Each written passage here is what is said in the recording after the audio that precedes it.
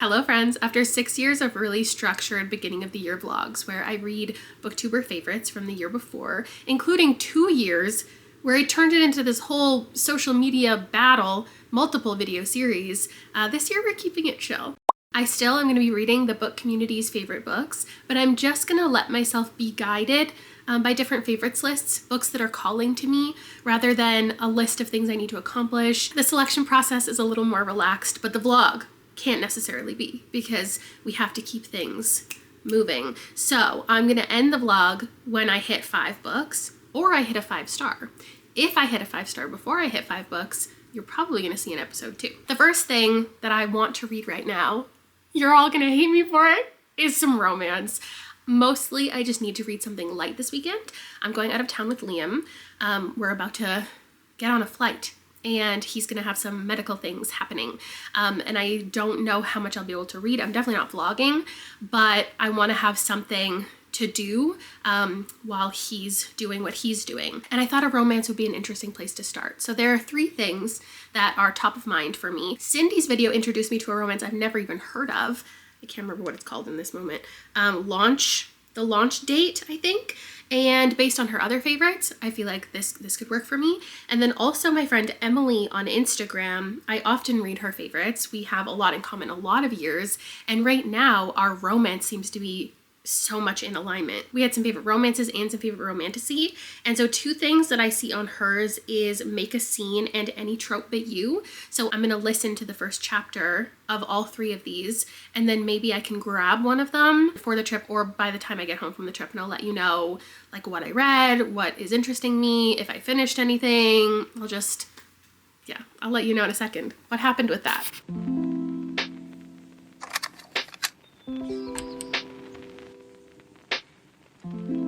There was certainly something appealing from each of the first chapters, but as you can see, I did commit to Any Trope But You. I found it at my local library, at my actual branch on the way to the airport, so it seemed like the perfect pick. I read it on the plane, I read it in the hospital, I read it on the plane again, and the first chapter was so incredibly dramatic that it almost turned me off from the book. But then the next chapter, she was in Alaska and it started to be cutesy, so I just decided to commit to it. The first chapter, basically, she is an author, a well-known romance author. Imagine like Emily Henry status, starting to get her books adapted. Like pretty much everyone has heard of her, but at the same time, she is kind of a love cynic. She's had a bad experience in a relationship and it's really colored her perspective. So when she writes her romance books, she's very much like, this is how, I wish love worked, but I know that it doesn't. I'm going to give my readers this, but they're pretty naive to think this is what love actually is, because I've experienced love and it always goes wrong. Like there is no real happily ever after. She's kind of jaded. And so she keeps this file on her computer of like alternate endings to all of her books, and she makes the characters divorce. She makes them get in fights. She makes them cheat on each other just for her own kind of cathartic experience. And one day when she is doing a live interview, somebody from the audience has a question and they pop in and they're like, I hacked into your computer and I found this and I want your whole audience to know this is how you really think of your readers and this is what you really think about love. And she gets completely canceled. And this is just the most unrealistic part of the book. The idea that such a nothing file would make the entirety of her audience never want to read her again. Like, I feel like there are authors out there who could say wild things and half of the romance audience out there would be like, oh, she didn't mean it. Oh, let's think about this. So from one angle, I feel like this book isn't very nice to its readers necessarily. Like it kind of assumes things of romance readers, puts everyone in a box, and doesn't give any nuance to it. And also we never, I don't think, find out whoever did that. Like that's not the point of the book at all. That's just what sets her on this trip to Alaska. Like her publisher's now dropping her, like everything is suddenly worse. Her sister, who she cares for, she has a chronic illness, is the one who's kind of sending her off on this trip, wants to encourage her, knows she needs some independence of her own, and so they separate. And so a lot of the book is Margot grappling grappling with the career that she like wants to have again, thinking about what she wants to write next. Maybe she wants to dabble in like murder mysteries and do something different. And part of the book is her thinking about her sister all the time, what her sister is doing, being worried about her sister. And then slowly she lets the Alaskan trip, which is like 6 weeks long, really impact her in a positive, beautiful way. And I think the biggest part of that whole thing is her believing in love again, because she meets this man. His name's Forrest, and he lives in the forest. It's all very silly. She kind of doesn't want anything to do with her at first, because she's just this, you know, perhaps blonde, kind of bubbly airhead from LA. It's kind of his interpretation. He comes around to her, she comes around to him, and I loved their back and forth. I thought it was very, not cute. It wasn't like a rom-com. It wasn't necessarily fun, but their dynamic kind of was. He is actually from the same place she is from. So it sets up a very Hallmark kind of dynamic where one of them's from the big city, one of them's from a small town. Throughout the story, it's like, is the small town what's best for both of them? Or is the big city what's best for both of them? I found her kind of pathetic at the beginning because she's constantly getting hurt and he has to help her. And I know that's a cute thing that people like, and I do like it to a point, but when it was like 3 things in a row, she like sprained her ankle on a hike, and then I can't even remember, something else happened to her and he just had to constantly care for her because of course he's also a doctor. And if you're thinking, oh, this is so tropey, it is. But that's what's fun about it, is it's very self-aware with its tropes. And Margot's whole thing is she writes romance tropes, and she talks about how each of her books is this trope and this trope, and how this guy is definitely too good to be true because she writes all of these men and she knows that men in real life can't possibly be this perfect. And so every time they come up against a little trope, like only one time, or there's only one bed, or whatever, she's calling it out, she's talking about it, even his name, the fact that he's a doctor. I liked the conflict of this because it was mostly about, you know, because they're from 2 totally different places, if they should be together at all, and if the things that they're dealing with in their personal lives, if they can overcome it enough, or if their relationship can complement the things going on in their lives, because neither one of them is willing to abandon, I guess, what they're going for with their careers or their personal stuff. They both also know they need to learn and grow. My favorite thing about this was there was no miscommunication. There were multiple moments where that could have happened, and they both just had like a mature conversation about it instead. Like there were multiple moments where one of them came across information about the person or someone they used to date or something, and instead of being secretive about it or judging each other, they were just like, let's kind of talk this out. I don't think she had much of a personality. Like, I don't think he should necessarily have been as enamored by her as he was. With all of that said, this book was definitely a 4. It got steamy, but not necessarily too much. It was like the perfect weight, because they almost kissed, and then, you know, there was a couple more chapters, and they almost slept together, and there was a couple more chapters, and then they almost, like, it just they kept having to wait a little bit and get interrupted, and they both were clearly interested in each other. The other person knew the other one was interested, but they were both hesitant for reasonable reasons. And the steam was so good. In my opinion, obviously, we all have different tastes. I just put out actually a secondary spreadsheet for my channel members to fill out for their least favorite book of the year, because I already asked favorites, and a couple people have this on the spreadsheet, which I think is very interesting, but a couple people also have it as their favorites. So definitely a divisive one. I'm really glad to have read it. It was the perfect thing for me to read. Pretty light, definitely didn't hit every theme out of the park for me, didn't conclude every single storyline, but absolutely a solid 4, and I think I will be purchasing this one. Also, because it's like winter, I just think that this was a really perfect like seasonal kind of read. So if it's on your TBR, read it right now if it's winter for you. Okay, I've committed to my next book. If you were thinking, oh, I'm a little bit disappointed that you're not doing, you know, episodes specifically about Instagram or couldn't think of another social media site, said Instagram twice, YouTube, the besties, whatever, and you weren't going to get to find out like what the besties and I have most in common and like diving into the spreadsheet. I will give you some information about the spreadsheet, and I'll show you the book because I'm sure you already just saw it in a title screen. This is something that I hadn't heard of, and probably would never read it in any other capacity. So this is Bombshell by Darrow Farr, and I'm interested to talk to you more about it and to read more about it. This is one from the spreadsheet. And the thing about the spreadsheet this year, I don't know if I'm reading more things that people generally like or the besties are getting more influenced by me. We just have so much in common. Like 2025, so much in common. I had 1,000 besties fill out the spreadsheet, and there's just so much data and so many of my favorite books. Like every single person has listed, I feel like, multiple of my favorite books. And normally there's a group of, 5 to 10 people who have 10 plus books in common with me. This year, I feel like there's hundreds. Like the people we have so much in common. There wasn't one specific book that really was noticeably mentioned a lot that I feel like I need to read. There was no way to really whittle this down via stats. So I just kind of did it by intrigue. This is a book that showed up on the spreadsheet only 3 times, but the people who mentioned it have some books that I really like from different genres on their favorites. And I just thought maybe everything's kind of like a combination of stuff that I would like. And when else am I ever gonna find a time to read this? This is an opportunity to just listen to people and the things that they love that I have never heard of. Another person who mentioned this is from Instagram, and it's my friend Justin.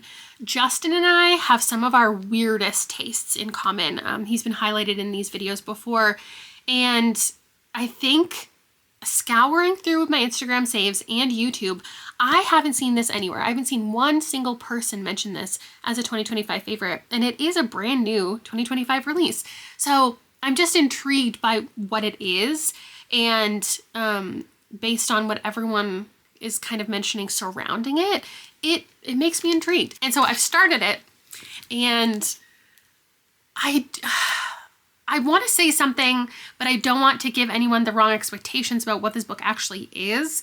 But what I'm feeling about it is the feeling that I had or have watching some of my favorite like 2000s stupid girly movies. Like it's kind of got the, political charge of something like Dick. It's kind of like crime for a good cause, like Sugar and Spice. It's kind of the kidnapping situation and talking about economic financial differences, if you want to give excess baggage that much credit. It's not like those in plot, but we are dealing with heavy subject matter through the lens of a teenage girl in the 90s. And I just think it's really fun to read so far. It's not fun, like funny, and it's not fully satirical. I don't think it'll land for everybody as far as the commentary that we're getting and the perspective we're reading through, because you could definitely say it is, what's the word? Like trivializing something very serious, like kidnapping. And this is about this group of individuals in the 90s fighting for the independence of Corsica. They're kidnapping individuals, they're building bombs, they're trying to get ransom, they are trying to get public airtime and attention and really make waves for their cause. And we're reading about Severine, who has a political family and she is very well off. She has everything she needs in life, and she's never really had to confront anything bad happening within her country. What she's affiliated with has caused to happen. She's never had to think about imperialism or colonization before. And in this kidnapping situation, she's with this group of individuals who have taken her, and they don't really know what they're doing. They have positive intentions for what they want, but they don't really know what they're doing. And she gets caught up in their scheme. They're reading books and they're learning and they're teaching each other, and they're, kind of at the beginning stages of their own impact. that they're trying to make. But she's getting introduced to Marx and Fanon for the first time and reading these books. They kind of have like this little book club, and she's like, oh, never really thought about this before. It's never really occurred to me that there are injustices happening, and I've just believed everything that has been told to me my entire life, and it's interesting to have this new perspective. But at the same time, she is being held captive. They're not doing anything bad to her. They don't plan to. But she obviously wants to get back to her family. And so while she's being introduced to these things, perhaps being indoctrinated via other people's perspective of what's happening, she is learning things and also pretending that she is fully on board with everything that they're doing in the hopes that she has a chance to escape. But while also like taking in this information and improving her viewpoints on the world. And the point that I'm at, about a third of the way through, she is starting to like have her own ideas and really be involved, and perhaps about to begin participating in making the bombs and taking out certain people. And I'm just interested to know where the heck this book is going. How she's like, I really do not know where the fuck this plot is gonna go and how this is gonna end and who she's gonna end up, the type of person she's gonna be by the end. If all the people surrounding her are going to live by the end. If anything, like, it's just, I'm having a great time. I think this writing style is really up my alley. It's not so far as to be a satire. Like, the more we get through the book, it feels very pointed. And I think a lot of the conversations in here aren't just for France in 1993. They're very applicable to current events and things that a lot of people could take away from things that they are learning in media versus reality and recognizing your privilege. So I'm having a fantastic time reading this. I do think it's a little bit long. I feel like I've been reading it for a long time and I'm only 150 pages in. So just fascinated to see where this story is going to go.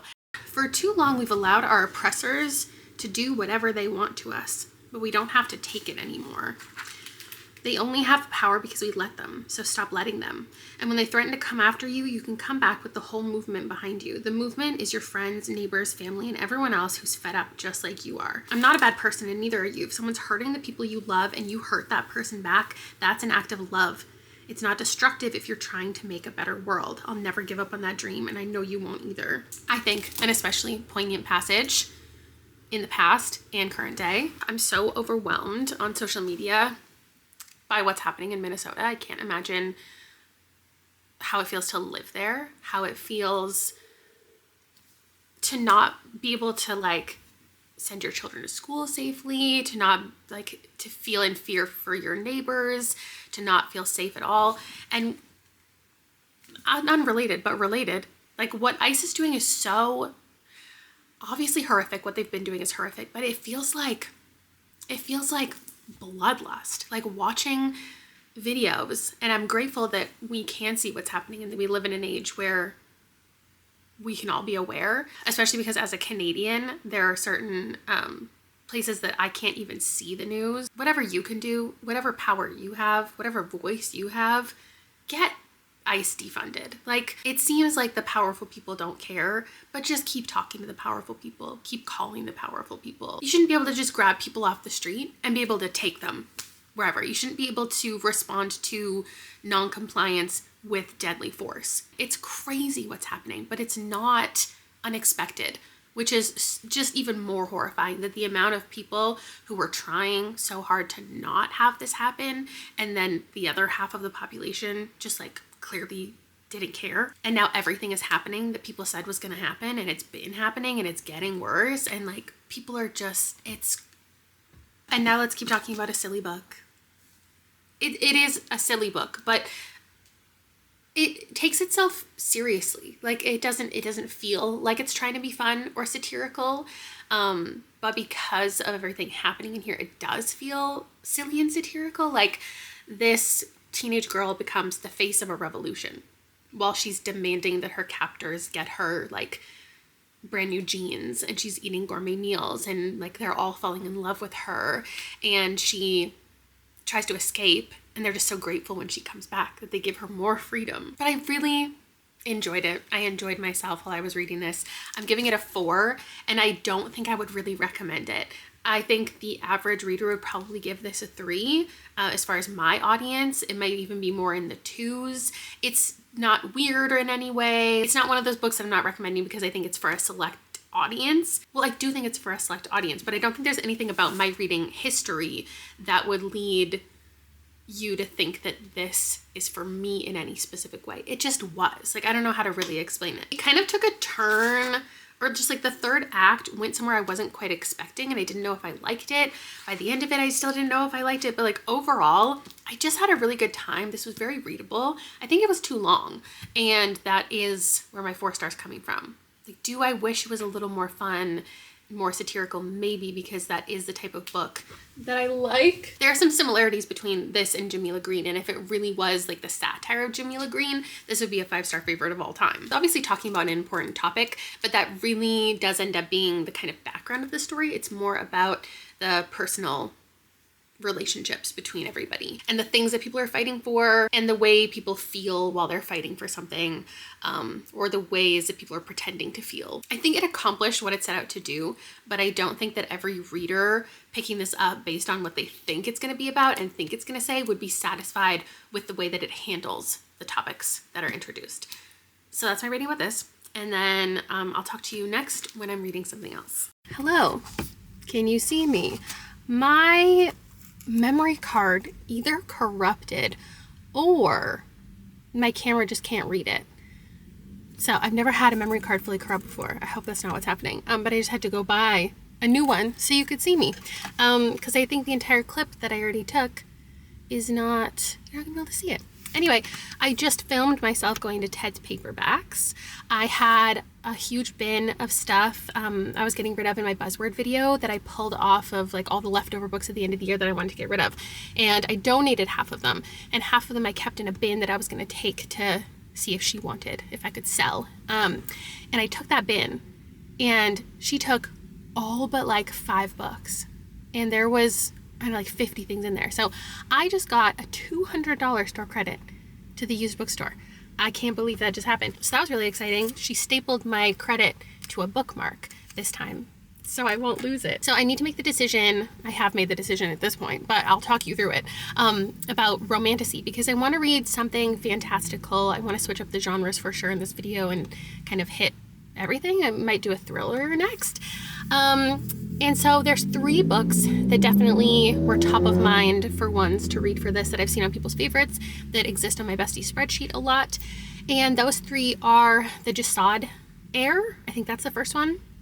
I know like Madison has that on her favorites. And then I have When the Tides Held the Moon. Crystal has that on her favorites. And then Shield of Sparrows, I think it's called, is one I was considering reading. And I've just kind of seen that all over the place, not with anybody I specifically follow, I don't think. But all of those are on the spreadsheet a lot. And so I took a look at what else those people had on their favorites lists, just to try to hone it in a little bit better. And it seems The Jasad Heir, the people who love that, there was a lot of fantasy, epic fantasy on their lists. With Shield of Sparrows, there was a lot of romantasy that I'm not interested in or haven't liked on their favorites lists. And with When the Tides Held the Moon, I found that a lot of people who had that as their favorite, one of their favorites, it was the only, or one of the only romantasy on their entire list. So I think that's interesting. And a lot of the other things on those people's lists were general fiction. And so I decided to commit to that one. There's definitely diversity within romantasy, but I find that the ones people talk about the most are not the most diverse, and so I thought this one would be a good one to cover. Also, we're continually on the topic of making space for yourself, being forced out of places, not belonging, discrimination. So I was listening to the audiobook as I was driving around doing things today, and I decided I did want the physical copy because I don't love the audiobook, and I think that's why I already DNF'd this year. I only gave the first chapter a chance. It was in some kind of video where I was trying the first chapter of a bunch of things. I had an ALC from Libro FM, and I just don't love the narration, and I think the physical book will be a really good experience, and it's absolutely stunning. So I'm glad that I have it now. There's illustrations and everything. This is the story of Benny, who is in 1920s New York in the story. He's Puerto Rican, and he's been in New York for a couple years and just trying to find work, trying to find safety, trying to find a place. And he's worked as a blacksmith. He's created this like a tank, and he doesn't really know what it's for. And through a series of events at the beginning, he gets caught up in participating, being a bystander to a merman being captured. And there's this found family kind of vibe in here where he gets involved in this carnival scene, and there's all of these people who are part of the amusement park situation, and he begins this connection with the merman. And we get a couple little excerpts in between his chapters from Rio. That's what he's named in the book. That's not his actual name, but that's kind of what Benny has named him. There's this beautiful kind of back and forth with Benny choosing Rio's name and Rio saying, like, you don't deserve, you can't have my name. It's something that belongs to me, and I'm being stripped of everything here. And Benny, from the very beginning, doesn't want to participate, doesn't want to see this man caged. And there's all of these, you know, subtle and overt connections between both of them being caged, both of them being controlled by other people. And I think a big theme of the book is the idea that if you witness an atrocity, it is your responsibility to stand up to injustice. It's very difficult for Benny in his position to do so, but he was against this capture from the beginning. And as he connects with Rio, he begins to, I think, the point is he's going to gain more and more confidence, maybe convince everyone else around that this man needs to be freed. And I think this is a really good example of a book that the genre, you know, can be seen as escapism, and people read romantasy for escapism. People are always talking about how books are for escapism. And I just think that, for one, most books have a lot more to say than you are giving them credit for when you call them escapism. I think sometimes people ignore a lot of the themes of books, but also that there are books that you can appreciate for both things. There is this romance building, there's a beautiful, interesting, intricate plot, but also this has very clear political, social messages. And though I'm not known for my romantasy reads, and I don't think many people take recommendations from me in this arena, I think that it's good for me to encourage people to read a book that I think is good, and also, you know, diversify your reading and really lean into the ones that are saying important things, because literature is political, literacy is political. I also, while I was at the bookstore, grabbed Through Gates of Garnet and Gold, which I realized I hadn't picked up yet this year. So I do need to read this. I'm very excited to read that. I was looking for this at the used bookstore. I was like, wouldn't it be so lucky if I just came across this in the fantasy area? I did not. I have completed When the Tides Held the Moon, and I'm giving it a 4. I feel similarly to when I read, what was it called? A Witch's Guide to Magical Innkeeping, that I was like, it's clearly a 4. Like, maybe it could be a little bit lower, but no, like, it feels like a 4. And at this point, I'm just really liking that I inadvertently read it's like one time I used to mispronounce dilapidated. Well, see, now I can't remember which one it is. Dilapidated. Maybe I used to say dilapidated, and people would correct me, and then I would forget what the correction was. Same with weary and wary. My mom, one day we were shopping for one of our little videos, and she was like, if you said something wrong in your vlogs and I noticed it, would you want me to correct you? And I was like, obviously, Mom. She was like, you keep saying weary when you mean wary. And I was like, got it. Still can't remember which is which. I inadvertently read 3 books so far by authors I've never read from before, and I gave them all 4 stars. And I think we're going to continue these vibes for the entire video. I think the entire video now is authors I've never read from before. Only if it fits with the mood reading, though, because I am mood reading. I've worn the shirt of power. If you want one, it's on my bonfire. There's a pink background, kind of like neutral background, and a white one. Also, how crazy does my TBR shelf look? It's kind of blank. Oh, I also got a piece of art that you can't see really well.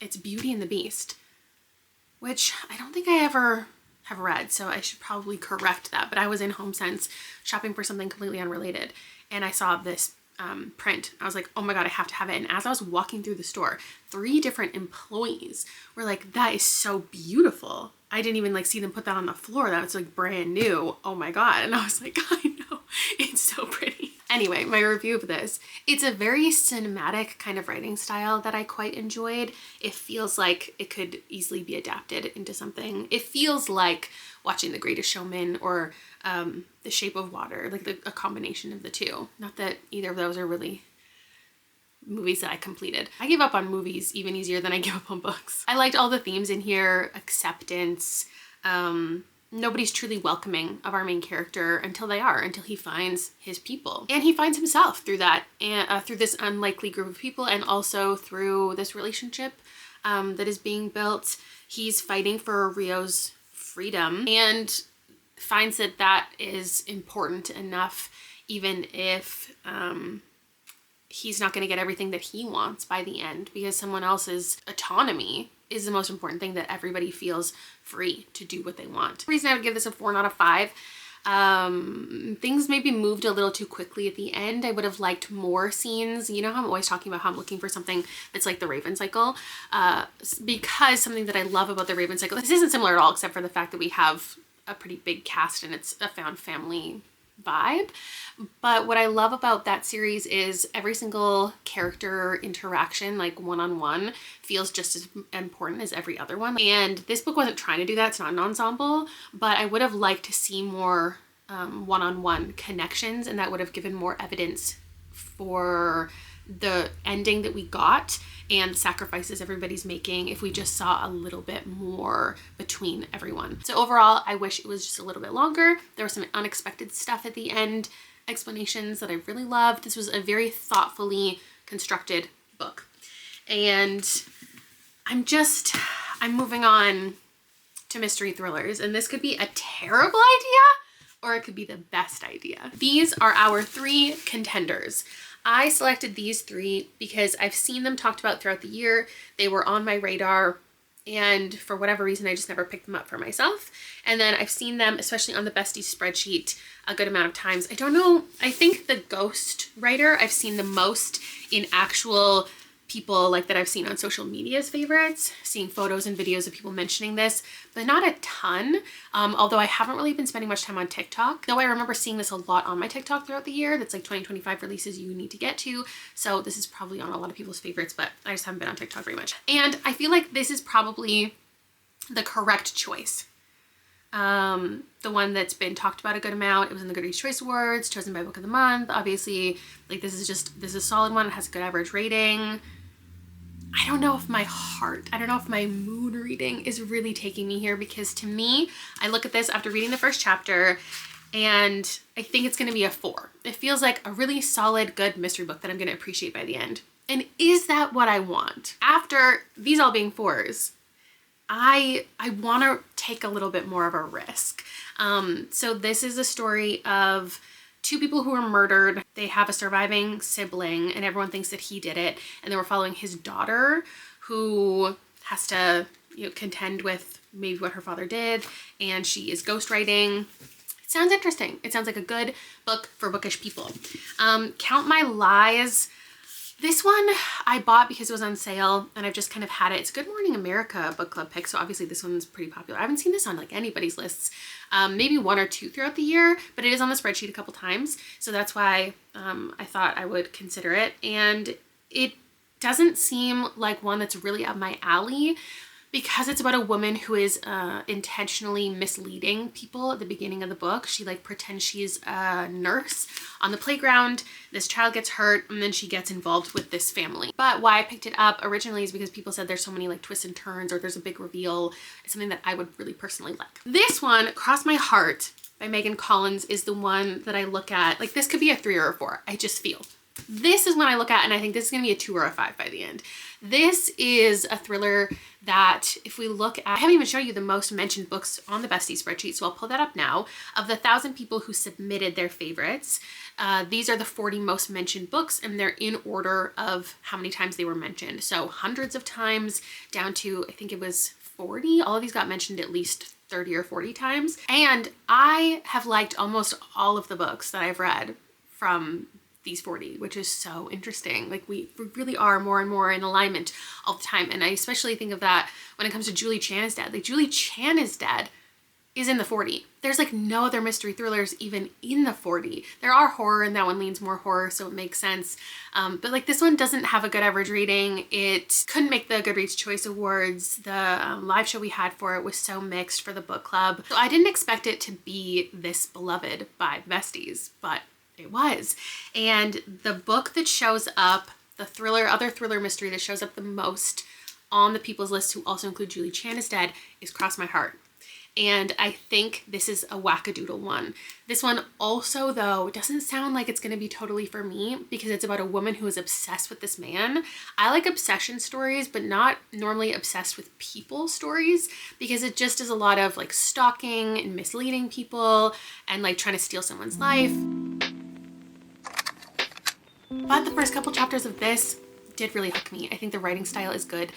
We're all following an author in here, and it feels really intentionally written, like well written. The author does come across like an author, and they are writing letters back and forth to each other. We're getting to read those.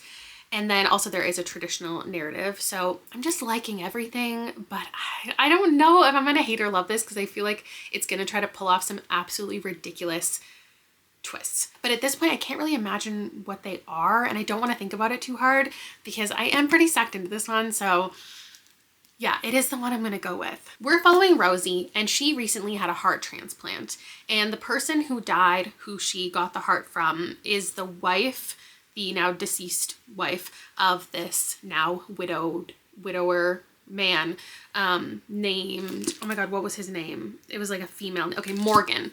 And female, like, could be implied that it's a female name, and one of Rosie's friends is talking about that a lot in the book, about how, or not a friend, just somebody that she knows. Like, there's a couple people in the periphery of Rosie's life that we've already gotten introduced to. She has a best friend, she has like friends of that friend. She's basically trying to get to know Morgan better, understand him, know more about his wife, because she has her heart and she now thinks that they're meant to be together. And so she wants to insert herself into his life and show that she's like the perfect partner for him. While they're also corresponding via these like anonymous organ donation pages, where it's like they get to connect with someone that their loved one's organ went to, and it's giving them a sense of, you know, closure. But he doesn't know that it's her who he's corresponding with, and then also who he's starting to now interact with in real life. He doesn't know that those are the same person. And people who are talking to her about him, who she's not exactly revealing, well, to one of her friends, she's like, yes, I'm going after this guy. To another person, she's like, oh, my friend is going after him, just trying to get more intel on him. And that woman is very much like, he's a bad guy, he gives bad vibes, like, you know, he uses a female adjacent name for his mystery books, and so everyone just thinks it's a woman writing about women, and he writes women terribly, and like, don't we hate him? And usually I feel like in a book like this, we don't have multiple different characters around our main character. We usually have like one best friend or one sister character who she's spilling all of her guts to. And because we have multiple people, my assumption is that something we're reading isn't necessarily true. Like, someone is pretending to be someone else already, or someone's correspondence is fake, or she's getting like fake intel. Like, something is happening with all these characters. There's not too many to keep track of, but there's enough that I think the author wants me to be distracted by all of them and not notice that like something is happening in the background. So those are my thoughts a third of the way through. The mystery, I guess, of the book is how the woman died. People think that maybe the author man, Morgan, has done it. And I guess that's really our only mystery. Although there is also something with Rosie that we don't fully understand, like her past relationship, if she's ever done anything bad, because she definitely seems a little unhinged. So there's perhaps things that she's hiding from us. I'm not going to give you any of the plot from here. I'll just tell you how I'm feeling about it. But those are kind of my thoughts and assumptions at a third of the way in. So this could either be the 5-star that ends the video, or it could get 1 or 2 stars and I'm kicking off the year with a terrible thriller based on a favorites of someone else's, just like I did last year. Don't look at my crooked blinds. I am 3/4 of the way through cross my heart. We've had one kind of reveal I definitely saw coming, and one that I suspected from the very first chapter, and I kept wondering, like, why have we not gone back to that thing mentioned in the very first chapter? And now it's kind of come back into the story in a different way than I guess I expected. So now we have a big reveal coming, and I can't tell you anything about it because I can't tell you what actually happened in the plot. But the plot is different than I expected because something has happened. Right now it's feeling like a 3.5.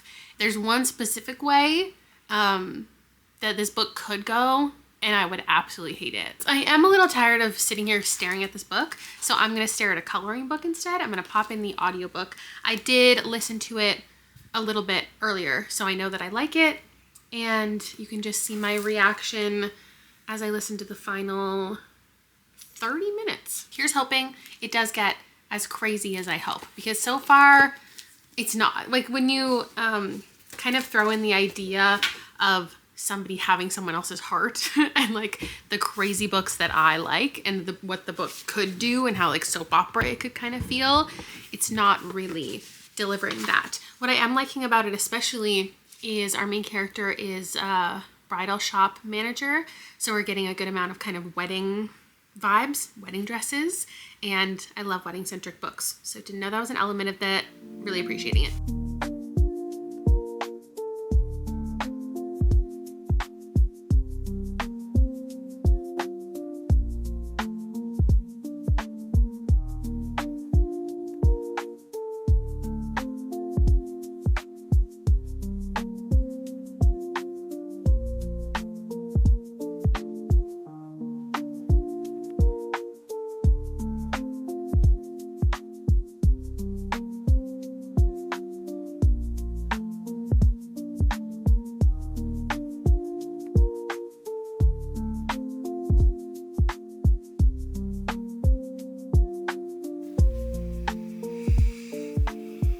So stupid.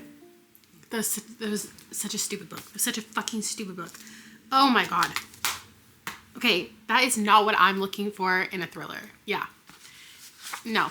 Okay, I finished my picture of Rosie, and I'm giving her 2 stars. This definitely had me questioning my memory as far as when I heard about this book and what people have said about it, and I guess I associate it with Julie Chan and the ridiculousness. This was not a ridiculous thriller. This was like a really, really standard thriller that in the end did a couple just like obnoxious things that are just so expected, and like why I don't pick up the genre a ton. One, there's like literally, not literally, a 40-page monologue from a villain for no reason. There's no reason. Just explains everything that they did. And then we also get just the most wholesome, lovely, multi-page, everything's gonna be okay in the end, and here's all the lessons I learned, and here's what this person learned, and this person learned, and everybody got their comeuppance, and we're all a big happy family now. It's just so stupid. I don't want a nice happy message from my thrillers. Like, I just don't care about them like that. Our whole thing is Rosie is so quick to trust people and think the best of people, and she should never change that about herself, even though she was betrayed. Like, she should always just like keep a positive outlook on people. I think this book pulled off a little bait and switch, but it was early in the book and it didn't get me because I was considering it, and I've said before, it's something that I love in books.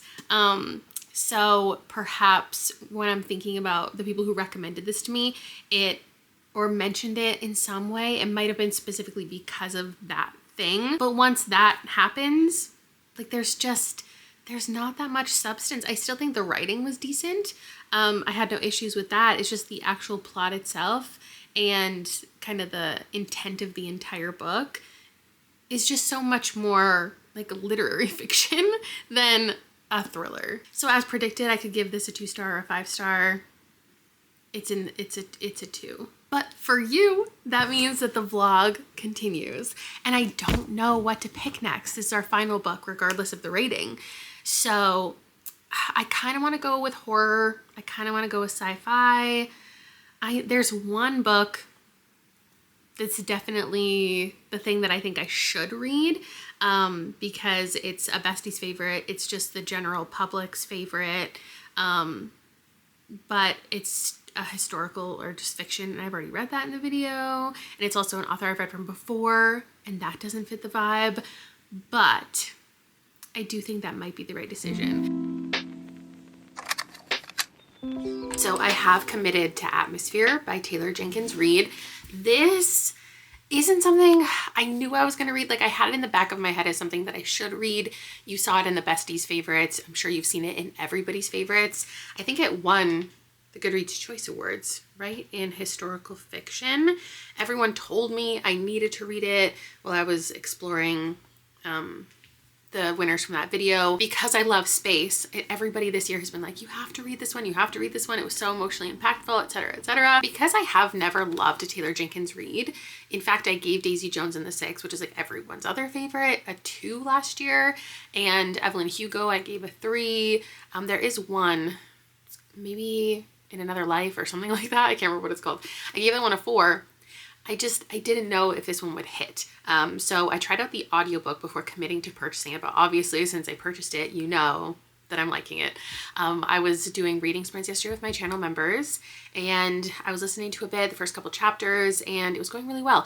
I like Taylor Jenkins Reid's dialogue especially, and this one is full of so much like passionate language between these two women who are beginning a relationship, who are attempting to be some of the first women working and being astronauts at NASA. This is set in the 1980s, and it even says a love story here, so you know that is the focus of the story. There is plenty of space stuff though, more space stuff I think than I was even expecting, because it does say it's a love story, and she really heavily focuses on romantic relationships.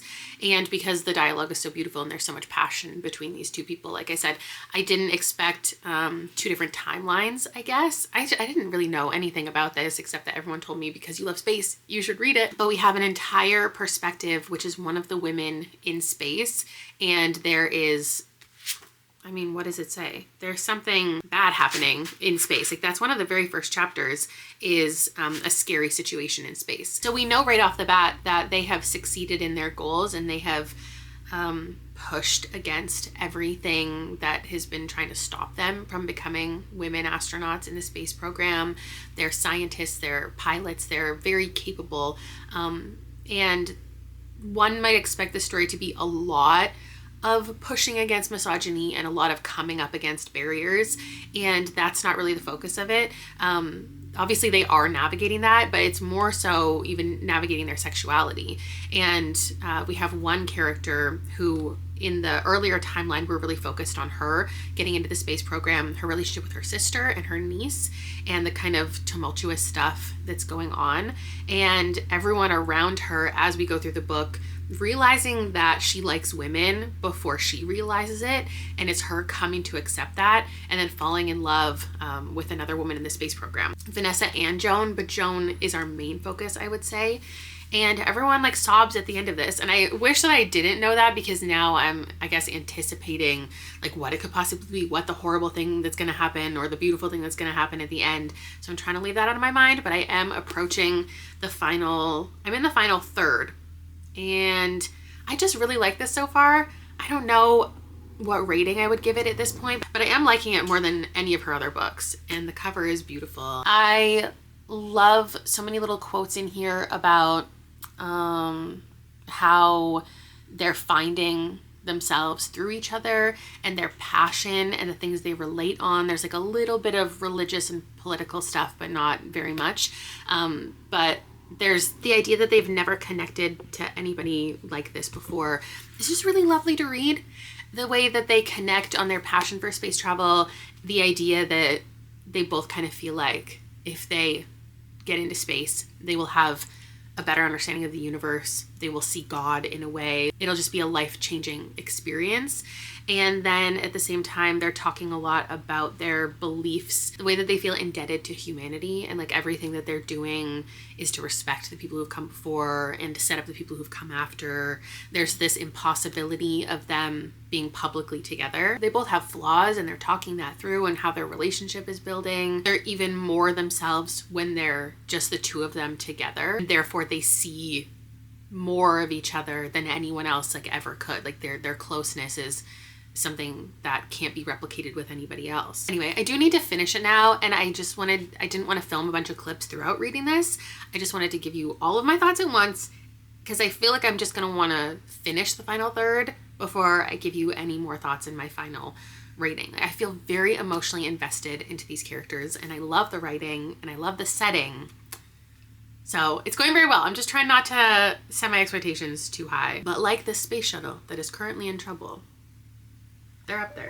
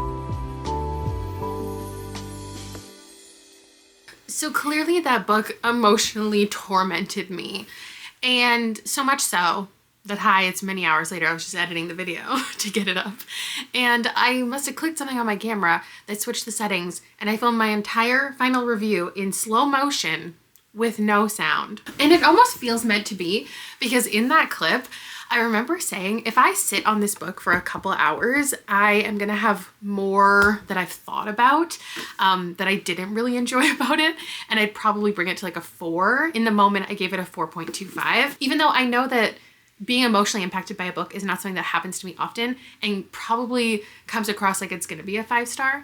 I don't think this was a perfect book, and I think something that it was lacking in is more of the time period and how the characters are impacted by everything else that's going on. Like, it didn't have many political, military especially, and religious conversations, though the characters talked about those things and how their lives have been impacted.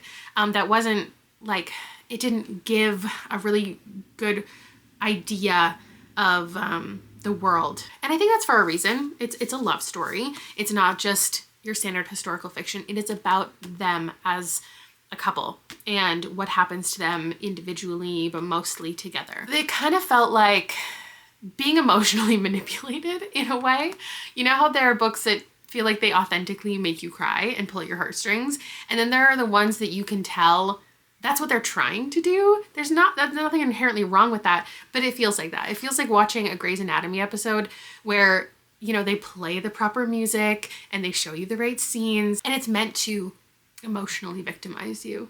So every single scene, every single relationship, it was like the most, no, not the most dramatic thing ever, but we were only really meeting these characters when they're having really dramatic moments, right? And that's what a book is. It's a combination of the most intense moments, the most important pivotal moments. And I tend to love books that are more mundane and have characters just kind of hanging out and doing nothing. But it felt very high, not anxiety, not stress, not drama. It just, the whole book was really heightened. Every relationship was a bit of a stereotype. Every interaction was just like, this is a big moment that we have to have together for this book to have the emotional impact that it does. And I get why this has worked for people. It clearly worked on me. I have no reason to not recommend this one, but it kind of feels like watching a Grey's Anatomy episode without really understanding, like, without watching other episodes and not knowing how, you know, the whole hospital is actually functioning and all of the things that have come before. We just get a limited view of the world. And I do think that's kind of what this author does. So again, it's not really a flaw. It's just a reason why I guess I didn't absolutely love the book, though it made me cry. Everything happened the way that you think it's going to, in the same way that watching a Grey's Anatomy episode does, or reading maybe a romance book does. You know that all the beats it's going to hit, it feels very expected. Everything happened in here the exact way I thought it would, but it was still like gut-wrenching. I, because I'm me, definitely wanted more space. Like, I could have used even more space stuff, but I liked how much there was because I always am asking for stuff about people's careers. I want to hear about the jobs. I want to hear about the training. I definitely could have used more of that, but it's a love story. I really like this. I get why it's on everybody's favorites. I don't think I'm gonna automatically add this author to like my must-buy list in the future. But I'm glad I finally read something and I finished out the book with something that's really popular. And I think this is my favorite. Yeah, I think this is my favorite book of the video. I think it's like a 4.1 out of 5. That's how specific we're getting. I haven't hit a 5-star this month yet, but I have another favorites video in my back pocket that I'm thinking about. It's not the exact same as this, but it does still read some people's favorites, but also some people's least favorites at the same time. The next vlog you're gonna see from me though is exploring inside this closet. So actually that's the next vlog. The next video you're gonna see from me, I think, is another one of guessing my members' favorites from the spreadsheet. So thank you to everybody out there in the universe who has posted their favorites for me to peruse. I think this was good for me to just kind of navigate what I felt like reading in the moment. I hit some different genres, not everything though. Like I said, not trying to tick off a list this year, just doing where my heart takes me. Thank you so much for watching, and I will see you in another one soon. Bye!